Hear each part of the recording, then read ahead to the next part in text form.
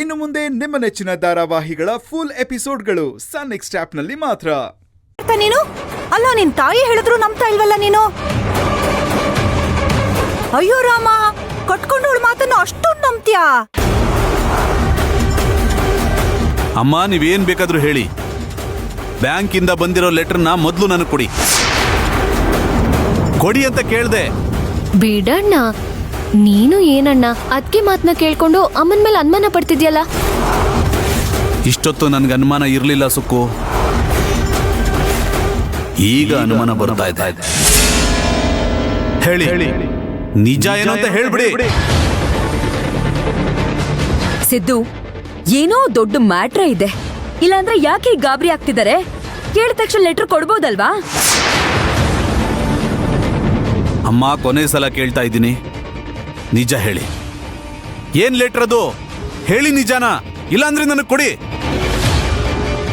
ಅಲ್ಲ, ಅಂಥದ್ದೇನು ಇಲ್ಲಪ್ಪ ಸಿದ್ದು. ಸುಶಾಂತ ಸ್ವಲ್ಪ ಅರ್ಜೆಂಟಾಗಿ ದುಡ್ಡು ಬೇಕು ಅಂತ ಕೇಳಿದ್ದ.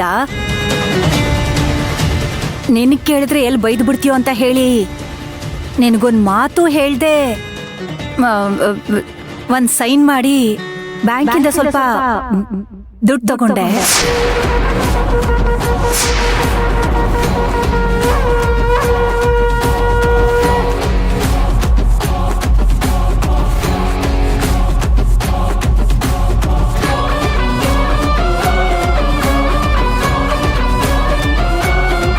ಓಹೋ, ವಿಷಯ ಇಷ್ಟು ದೂರ ಹೋಗಿದ್ಯಾ?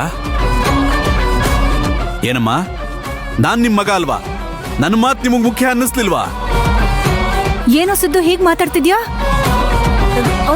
ಇನ್ನೊಂದ್ 2 ತಿಂಗಳಲ್ಲಿ ವಾಪಸ್ ಕೊಟ್ಬಿಡ್ತೀನಿ ಅಂತ ಹೇಳಿದಾನೆ ಕಣೋ. ಪಾಪ ಅವನ್ಗೆ ನಾವು ಸಹಾಯ ಮಾಡ್ದೆ ಇನ್ಯಾರು ಮಾಡ್ತಾರೆ?